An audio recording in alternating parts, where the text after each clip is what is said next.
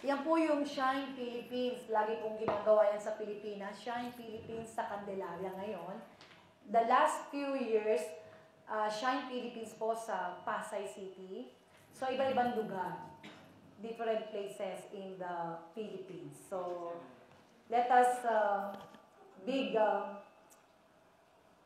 pasalamat sa mga taong naglilingkod sa Panginoon kahit saan.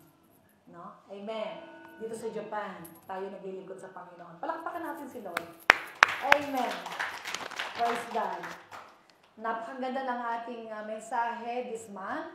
Ano yung ating mensahe? Ano yung team natin this month? Ano yung title? Born Identity. Ayan. So, dapat huwag natin kalimutan ang ating identity. So, ito po yung ating, kundi pa yung mga iba hindi nakakita ng ating team, no? For the first time, no? Meron tayong first time ngayon, si Sister Shes. So, ang aming team is about the born identity, the old self, and the new self. The old has gone, the new has come.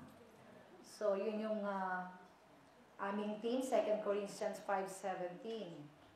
So, napakaganda. At yung ating series ay ngayong araw na ito, itong Sunday na to ay ibang ating topic. Ano po ang topic last Sunday? Ayan.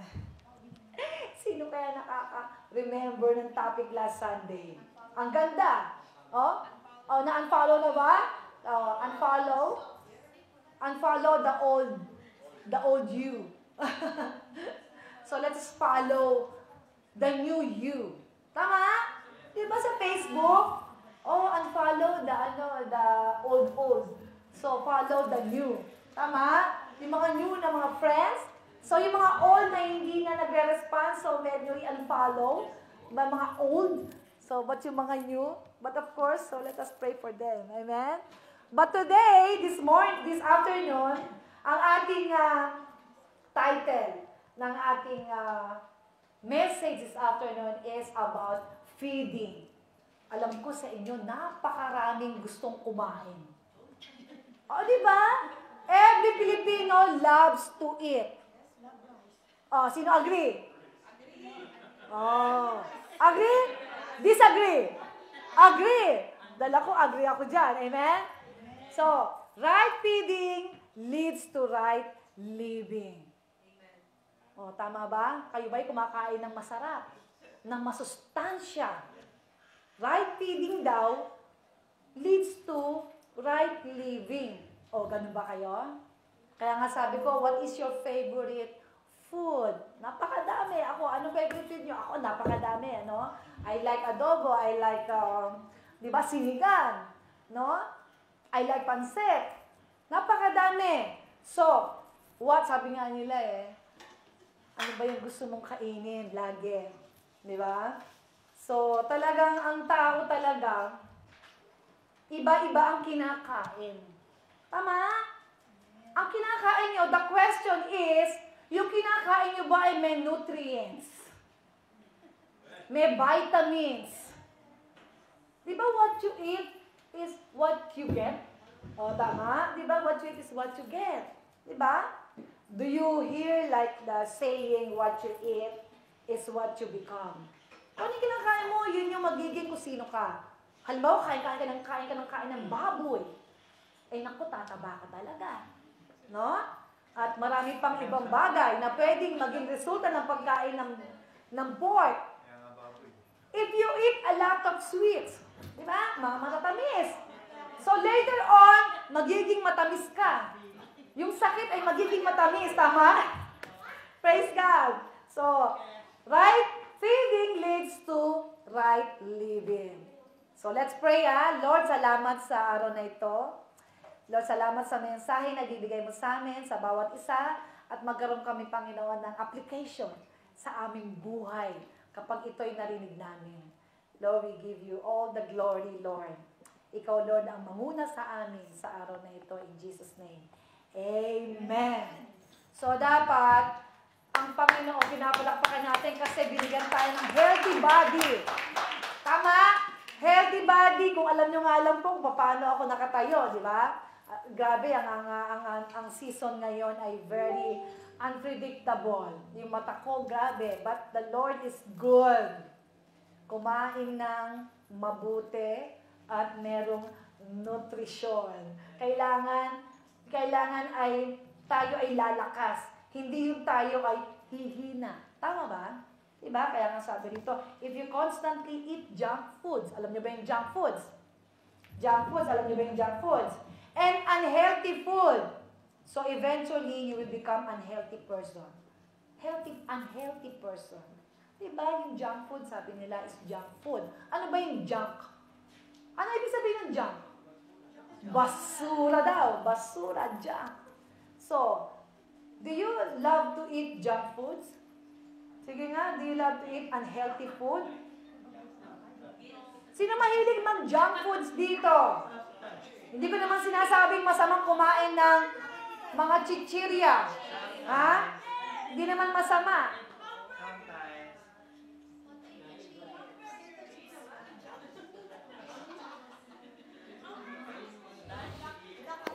Diba?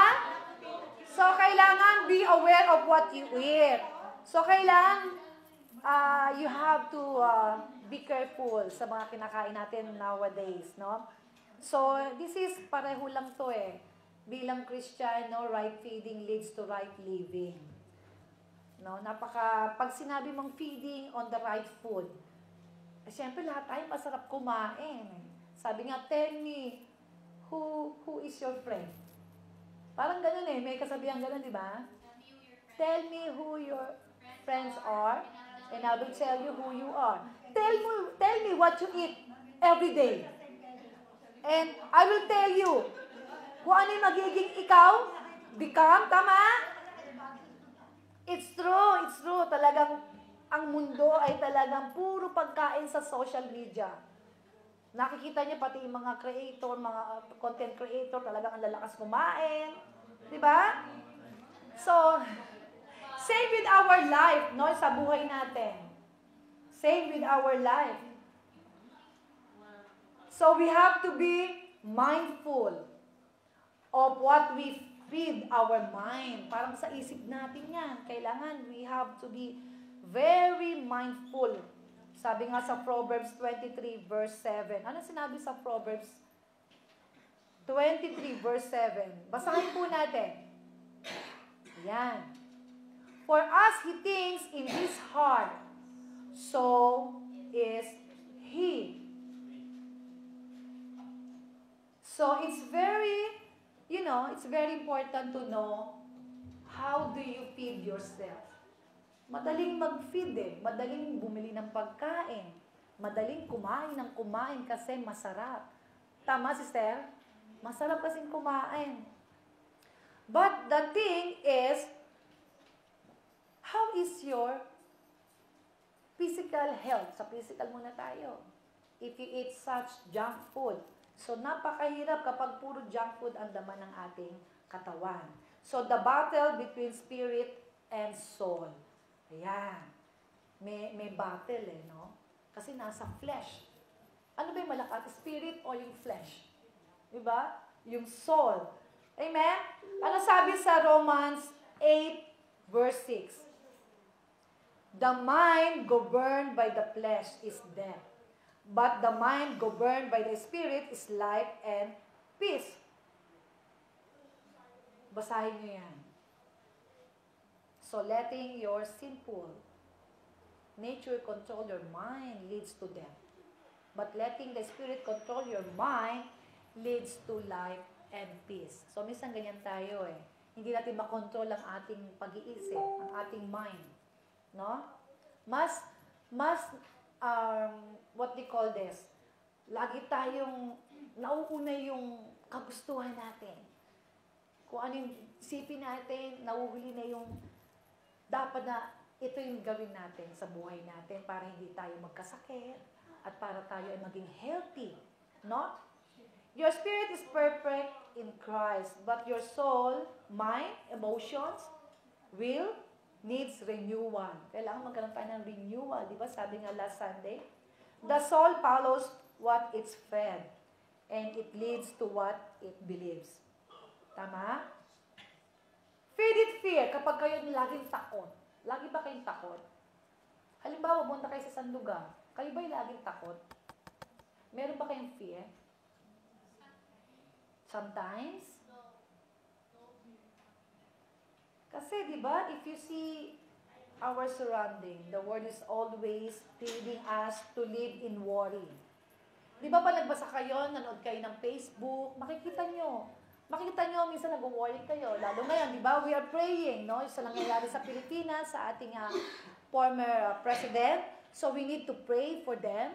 We need to pray for our president. We need to pray for our ex-president. And we need to pray for our country, for Philippines. Amen? So, lahat ng bagay, kailangan tayo po ay may wisdom na nanggagaling sa Panginoon. Right thinking and right living. Alam niyo po ba, what is yung laging, in the first day in the morning, ay laging yung gustong kainin? Napakadami, no? Kaya nga dito, sabi dito, the battle between the spirit. Kasi yung flesh natin, no? Spirit and soul. May power ba yung kinakain nyo? Di ba sabi nga, pag kumakain daw tayo, kailangan alamin mo kung ano yung mga nutrients nun. At sometimes, what you fed is what you think. No? What you think is what you believe. What you believe is what you live. We know that we are not literally what we eat, no? But there is a strong connection between what we put into our bodies. Diba, kung ano yung kinain mo, yun yung papasok mo sa katawan mo.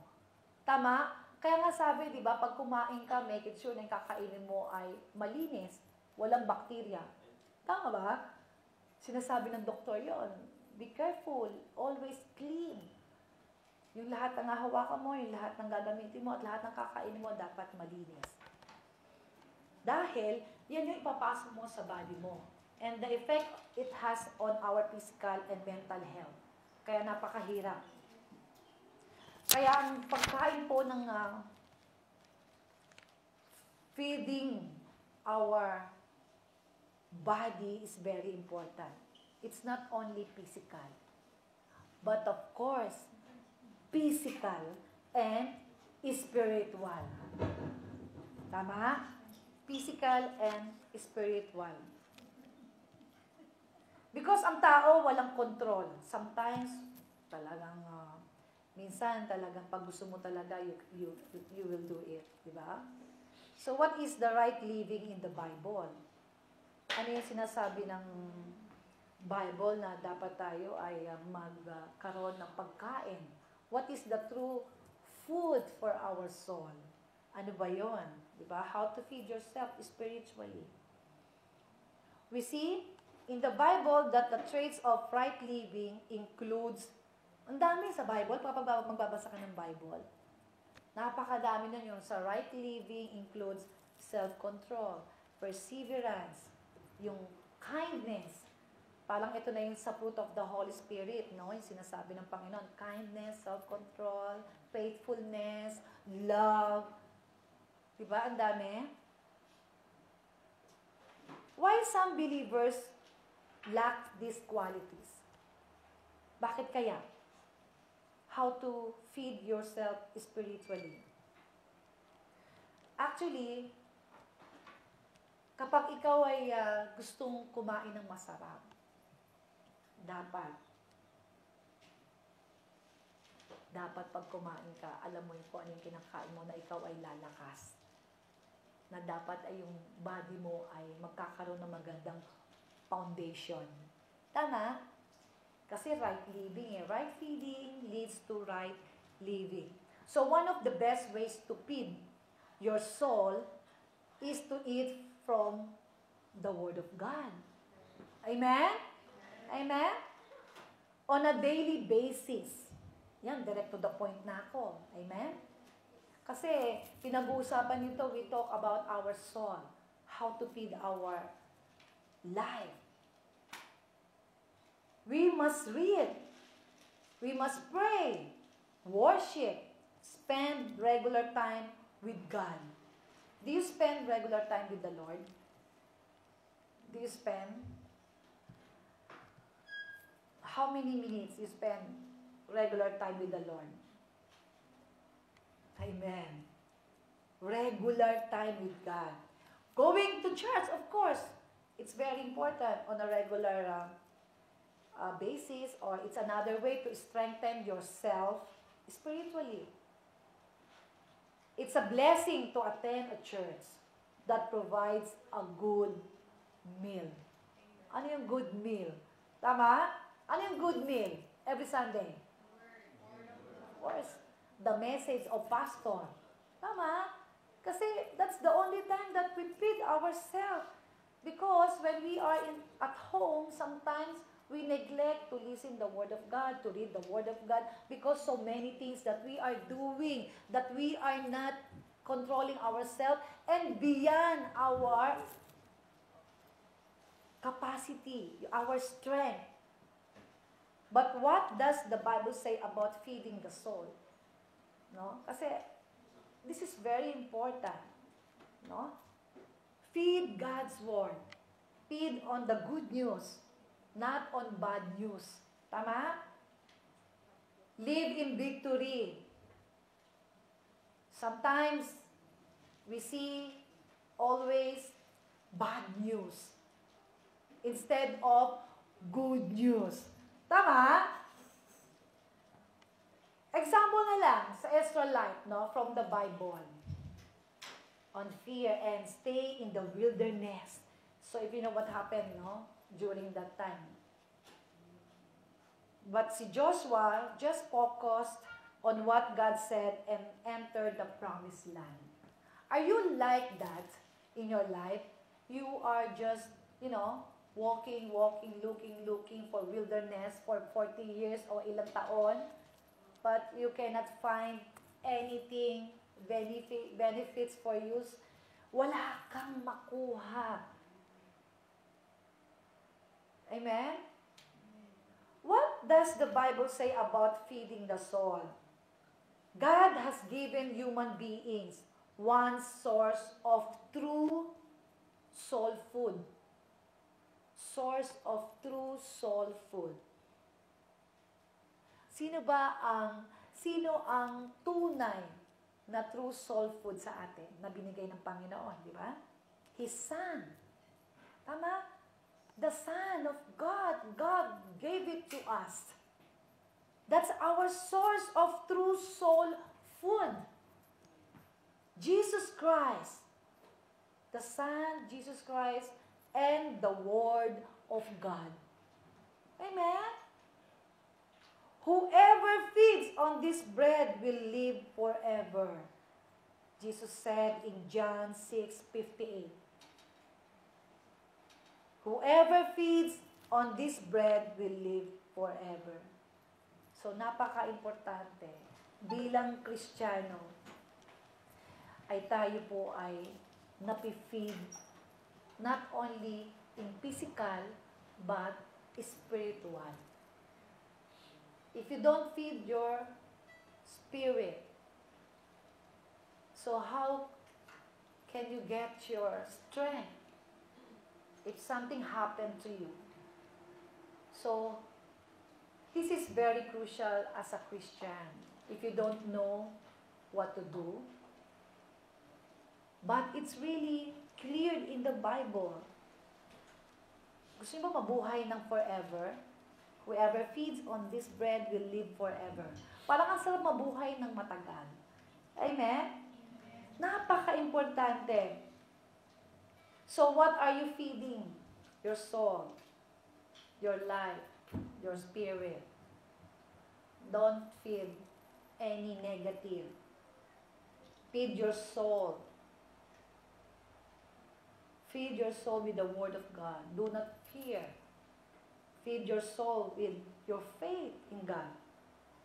Don't focus on anything bad news. Sa Facebook, di ba sometimes you get emotionally?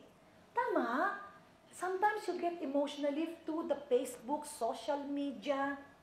Napakalakas ng hatak. Grabe, because I saw it in my own eyes, in my own feelings, emotional. Tama? But we don't need to focus on that.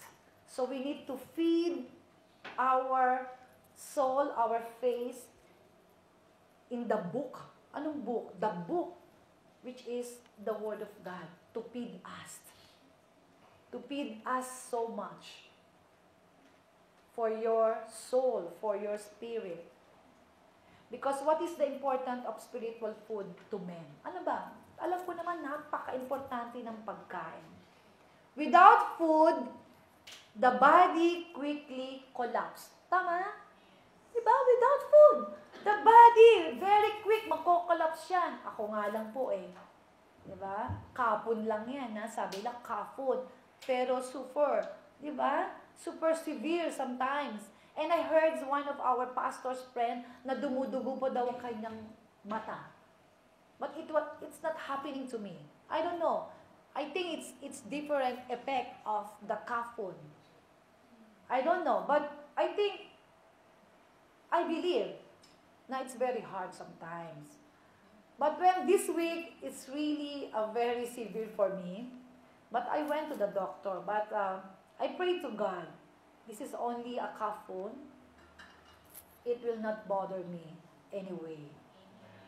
Because Lord, when my eyes was so, it's very painful. I just pray, Lord, please, ang sakit na mata ko. Lord, please help me. So I just read the Word of God to comfort me. Because nobody will comfort me. Even my husband cannot comfort me. I'll just lay down in my bed and just pray. And I talk to God. That's the only thing I have. So more, very intimate conversation, communications with the Lord. Because of what I had feel.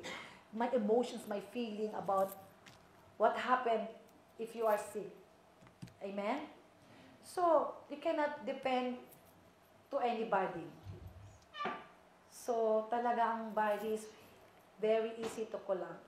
Kung makikita nyo, so many adversities outside, kahit sa buhay natin, how do you stand in your life and in your faith if something happened to you? How do you stand?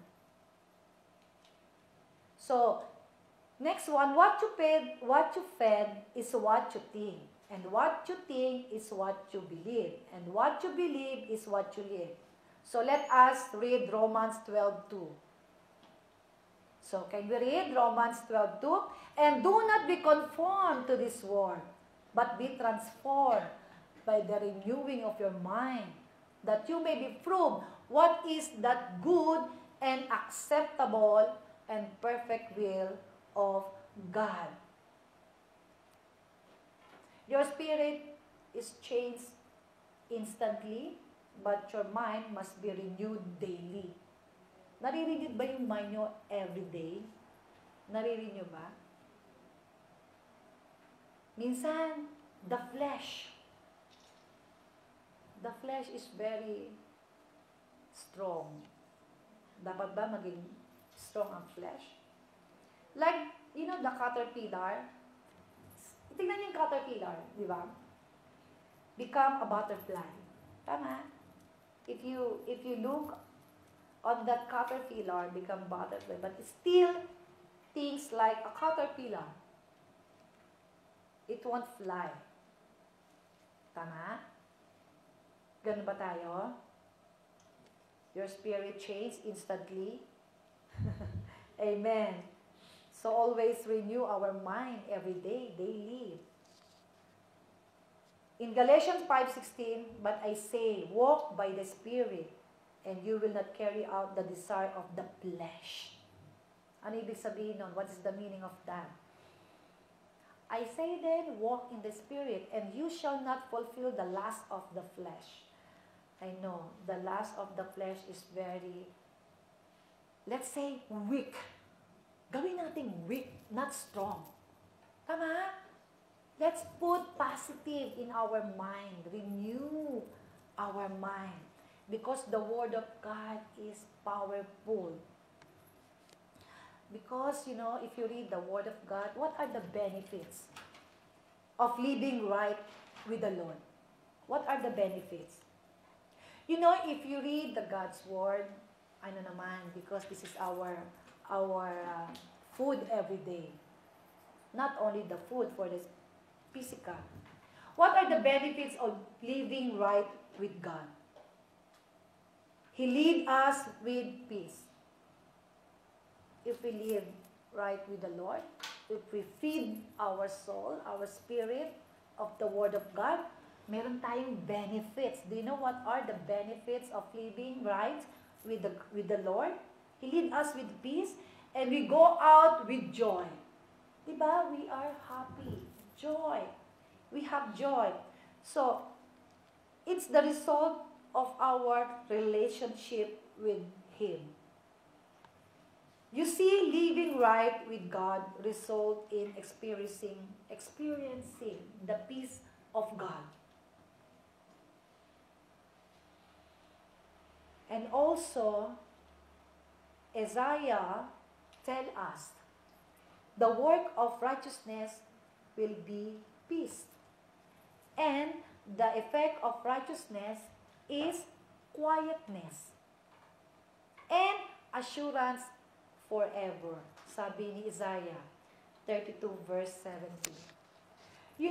If you live in this world, in this very noisy world, yung world na to na ingay, maraming news, maraming good news, maraming bad news, no?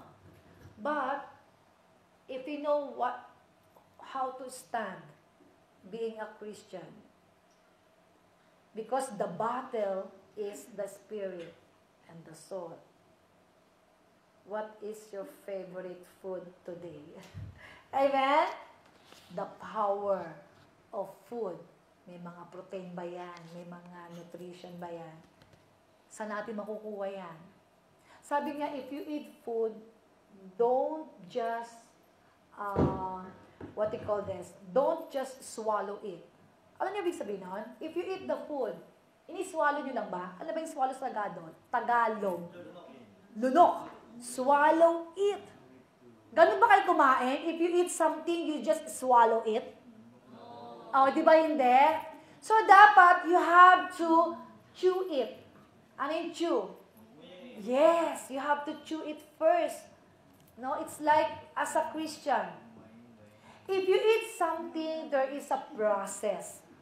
Huwag niyo naman pagkakain nyo, you just eat and then swallow it. No! Namnamin niyo naman. No? Yung process. Because the Lord gave you a tongue to taste it. Chew it. Amen? So that is also, as a Christian, that is also the same as a Christian. If you read the Word of God, the feeding, the Word, yung ating pagkain, our food every day, kailangan may process. Diba? Chew it, may process. Kailangan mo munang lunukin agad. Process what you heard. Process what you read. Tama? Sabi nga, keep the nutrients. Leave it. O do you keep the nutrients? Do you keep the nutrients? The nutrients of the Word of God. If you heard the Word of God, and if you read, may process yan eh. Amen? Pero sabi ni Lord, leave it.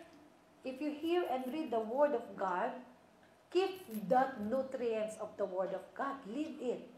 Leave it, the Word, because the Word of God is alive. Do you believe on that? Amen. The Word of God is alive. Amen. And needs to be lived out in our lives.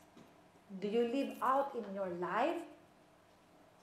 After this message, if you're going out again, and then you heard this message, your faith your stand, and your living, the right living.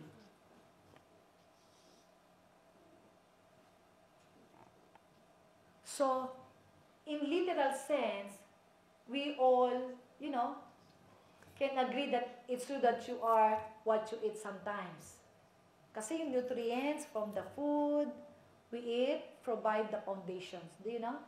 If you eat food like broccoli, so many food in physical, diba? You will get and provide those food the right foundations of the structure, function, and wholeness of every little cells in our body. Tama? Di mo yung pag-inom mo ng mga supplement, yung mga nutritious food, yan yung foundation natin para yung ating katawan ay lumakas at magkaroon ng foundation. Minsan nga, di ba, if you don't eat this one, biotin, your skin will be not good. Your hair, di ba? Your muscles, your bones, digestive and immune system. It's true.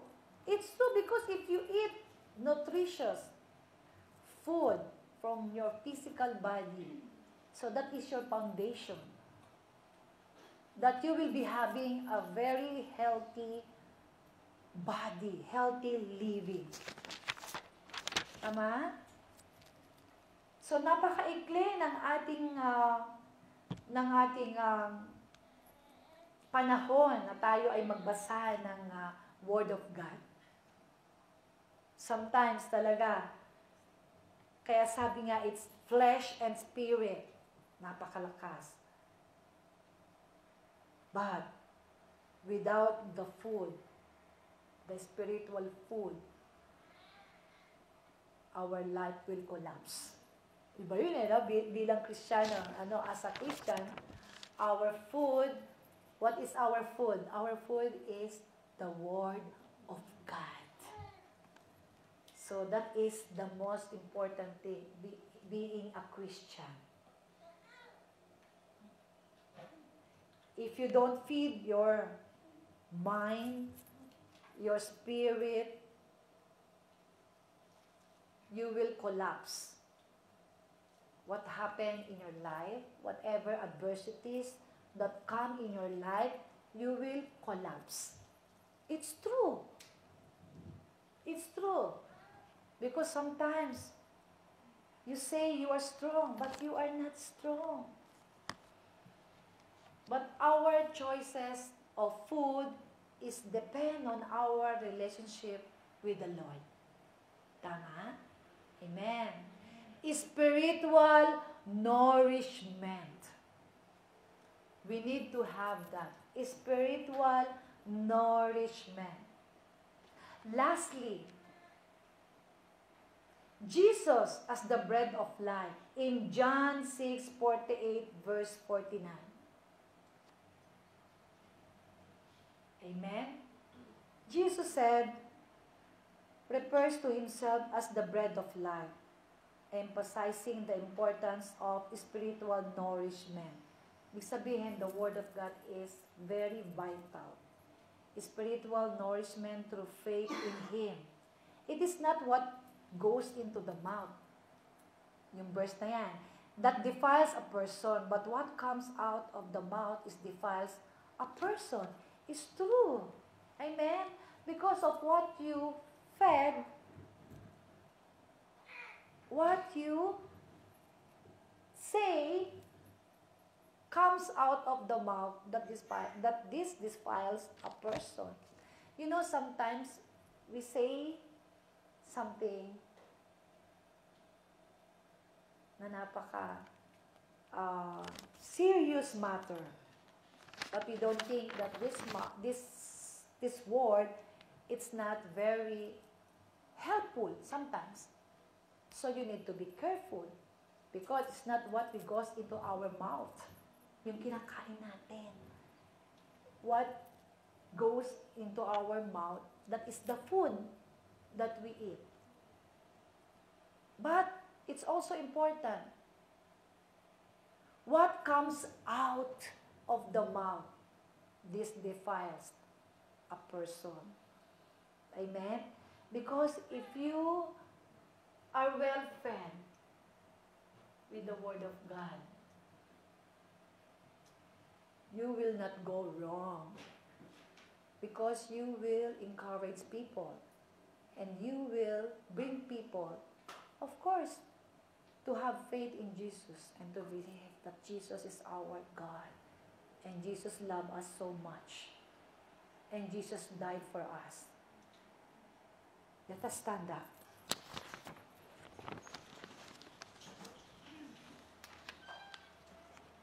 Tayo po yung umawit, yung inawit na Tagalog.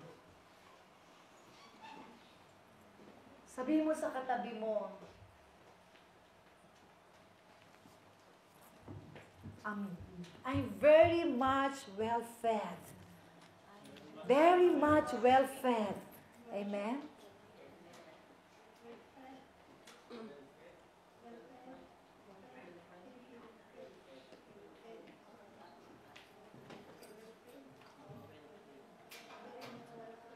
Amen.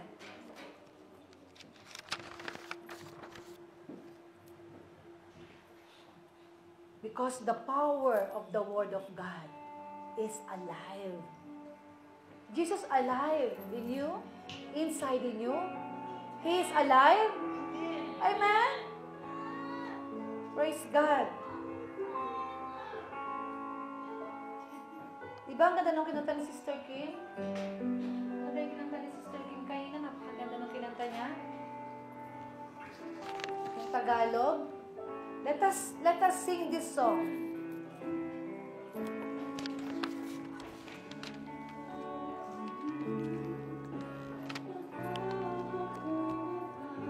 Awitin natin.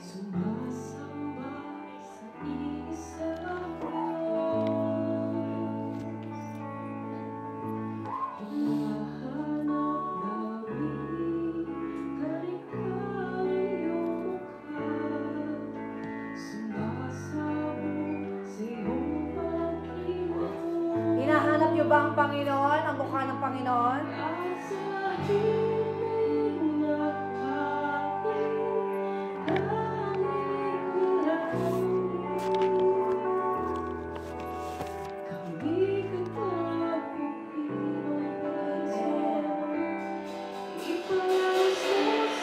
Tayo, awitin natin.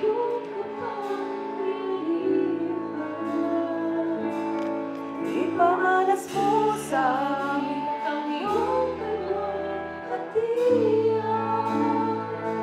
hanggang ang aming kaluluwan mapuspos ng iyong busan, at sa halip ng bumaba.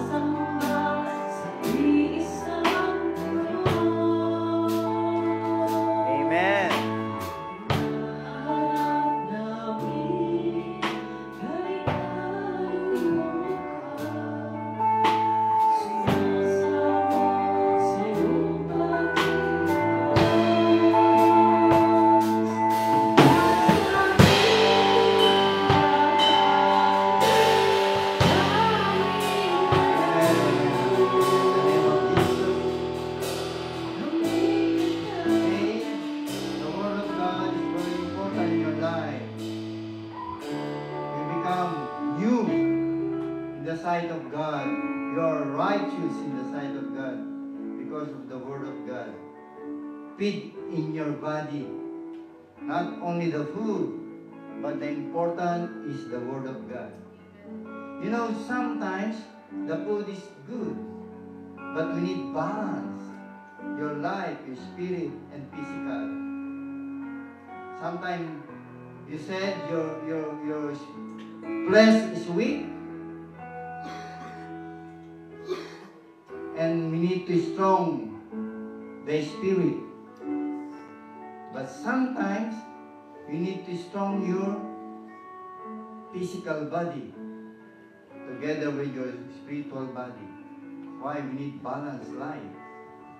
And what you heard and what you say is always good in the sight of God. Let's pray. Father, thank you so much today. It's a wonderful message, wonderful music. Lord, na hindi magulo ang aming isipan sa mga bagay na kamunduhan, ang mga bagay na kaguluhan. Always put the mind of Christ in our heart, in our body. Thank you so much today. Thank you, Lord. In Jesus' name we pray. Amen.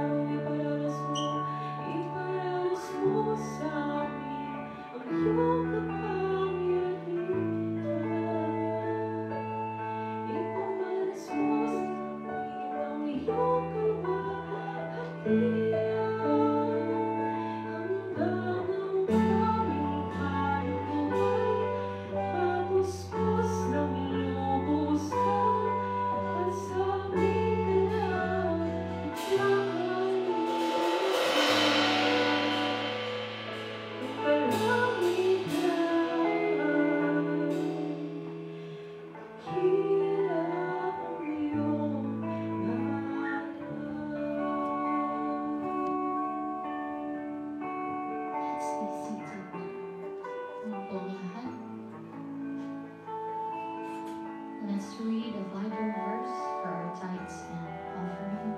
2 Corinthians chapter 9, verses 6 to 7. But this I say, he who sows sparingly will also reap sparingly, and he who sows bountifully will also reap bountifully, so that each one give as he purposes in his heart, not grudgingly or of necessity, for God loves a cheerful giver. Ito ang sinasabi ko, ang nagtatanim ng kakaunti ay mag-aani ng kakaunti, at ang nagtatanim ng sagana ay mag-aani ng sagana. Bawat isa ay magbigay ayon sa itinakda ng kanyang puso, hindi ng may kalungkutan o dahil sa pilit, sapagkat iniibig ng Diyos ang nagbibigay ng masaya. According to this passage, God loves those who give happily and wholeheartedly. Our giving should not be done with sadness or regret, but as an expression of our gratitude and faith. When we give joyfully, we are not only giving material things, but also showing our faith that God will provide us with enough and even more. Ang Diyos ay nagmamahal sa mga nagbibigay ng maligaya at buong puso. Ang ating pagbibigay ay hindi dapat gawin na may kalungkutan o paghihinay